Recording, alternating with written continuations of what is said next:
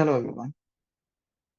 This is our paper presented at 45th IEEE Symposium on Security and Privacy 2024. Our paper titled SHERPA, Explainable Robust Algorithms for Privacy-Preserved Federated Learning in Future Networks to Defend Against Data Poisoning Attacks. I'm Chamar Sandeepa. We have 4 authors, including me, Bartolome Siniaski, Shen Wong, and Madhusanka Lianage from University College Dublin. To give a brief background about our work, we focus on federated learning, which is a distributed machine learning technique that allows model sharing and aggregation. In the figure to the right, we can see a cloud service provider together with multiple clients. So many clients can contribute into the federated learning process by forwarding their local models into the service provider, which aggregates these models together and return these models back to these clients. Unfortunately, there can be malicious clients who can send poison model updates. So the poison model updates can be crafted by injecting malicious data into the model training process such that these local models that are trained by these malicious actors will be poisoned. And these poisoned models can lead to degradation of the aggregation in the final model, which affects the overall accuracy of the model and in the final state. So therefore, our motivation lies on the limitations of the current solutions, such as the model similarity metrics and also arbitrary threshold cutoffs to detect and filter these poison models. So typically, the model similarity metrics like cosine similarity or a set of threshold cutoffs may limit the capability of the overall model convergence, as well as they do not provide clear explanations on how specifically the poisoners behave relative to benign clients, and also what key features distinguish these poisoners from the benign clients.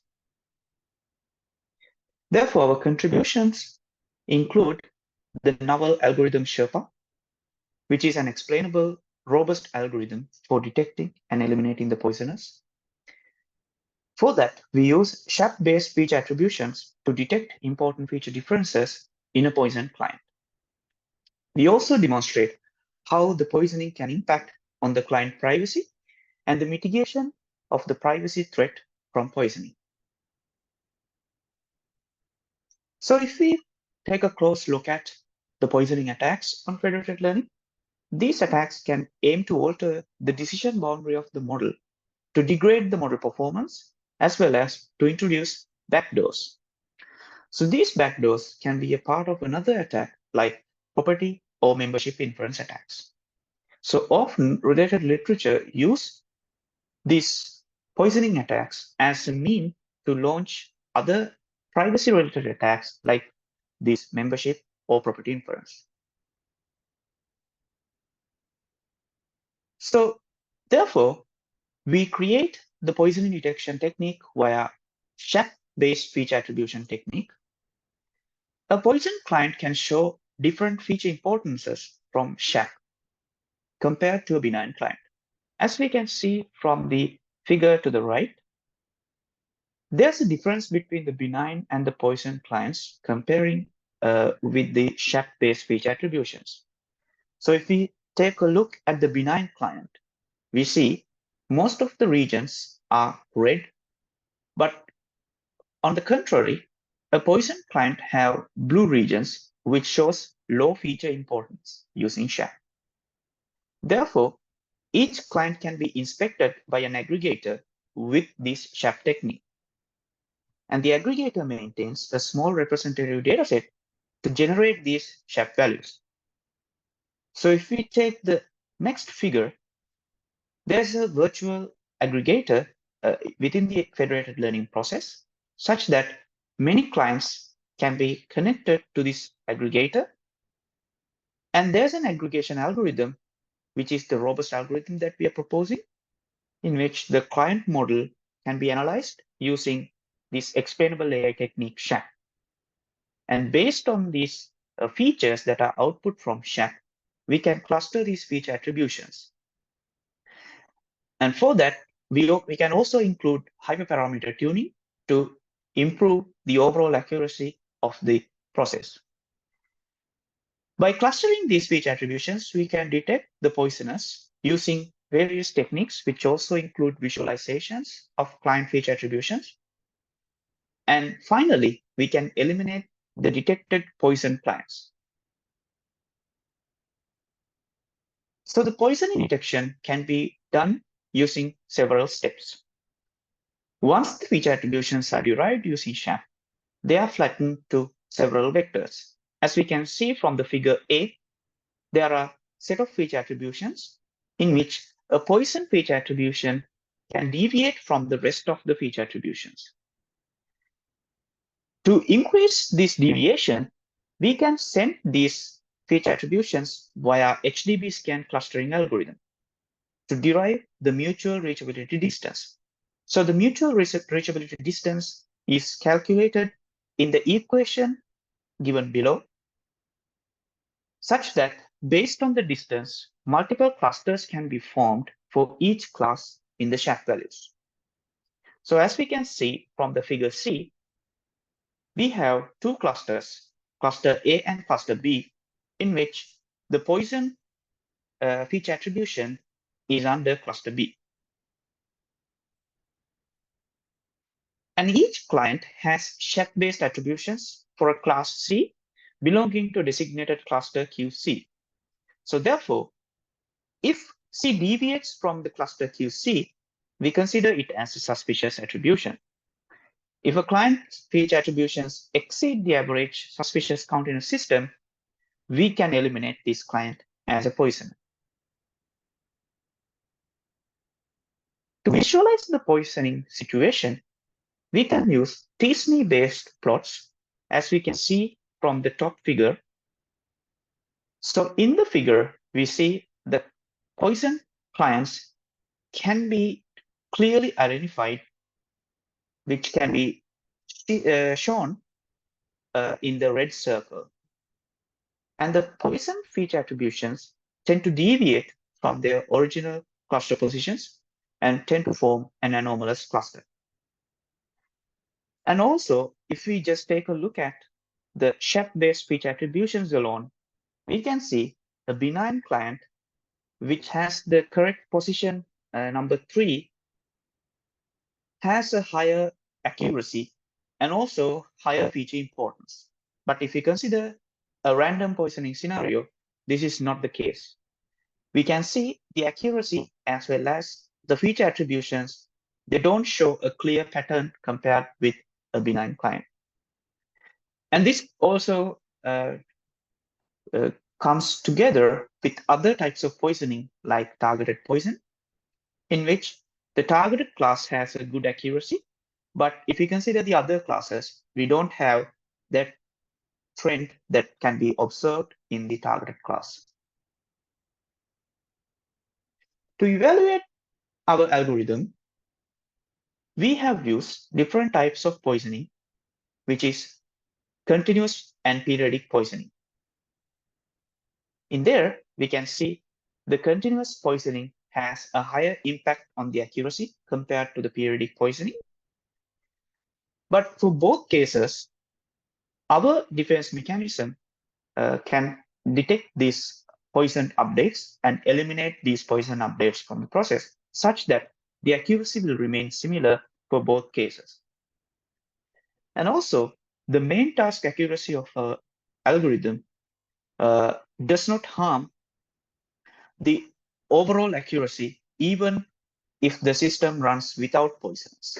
For example, if we see the figure, the table shown at the top, we can see the federated learning accuracy is similar when the system is implemented with the defense. But if we don't actually implement any defense, we can see a clear degradation of the overall accuracy. And also, the federated learning defense accuracy is higher across different types of data sets. As we can see from the bottom table, we can see the defense accuracy is high for all the types of datasets, including the true positive, true negative, false positive, and false negative rates. We also compare our algorithm with the existing benchmark techniques like fool's gold, MOT, and CRUN. So for this case, we have evaluated 20 clients running 10 global iterations, and we have considered 2, 6, 10, and 16 poisoners out of these 20 clients, which accounts to 10%, 30%, 50%, and 80% of poisoning situation. Despite the level of poisoning, our algorithm is able to correctly detect the poisoners, even if the poisoning amount is significantly high, like 80%. We also evaluate our system with privacy attacks. So for that, we have used targeted feature poisoning, which can be done to enhance the property inference attack. For example, if we see the figure,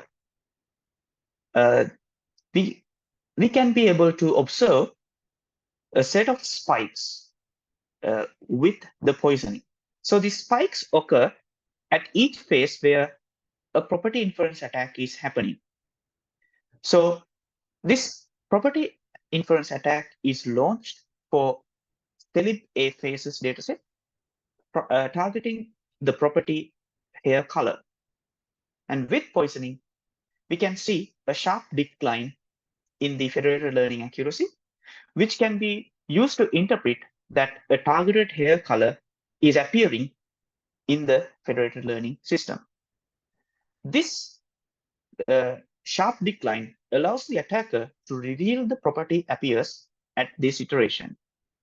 But when the defense is applied, this inference attack fails because there is no any noticeable decline in the accuracy.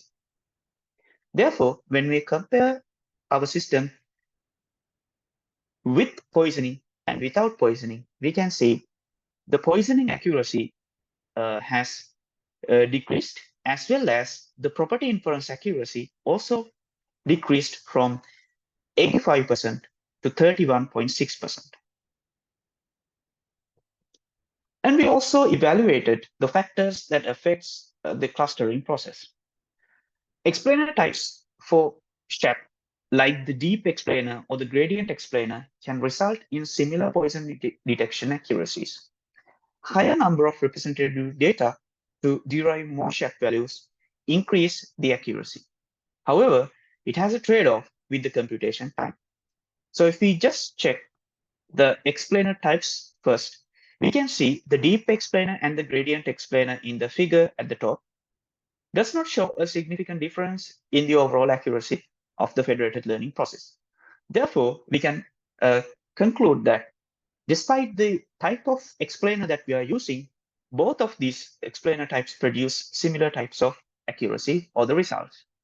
And also, if we consider the number of representative data, like that is indicated in the table at the bottom, which is in which we use ds equals 1, we have a time of 0.525 seconds.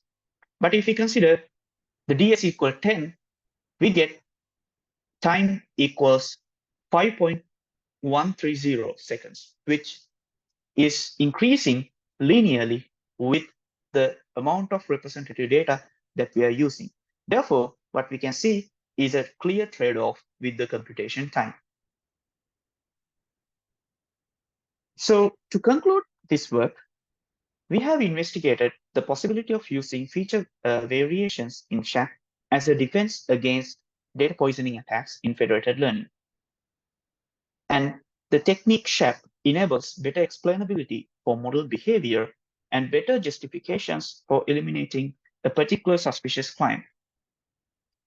Our algorithm provides a higher detection rate compared with the available robust algorithms.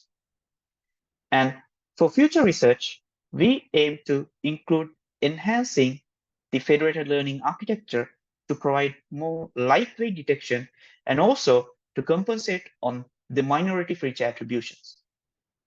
Thank you very much.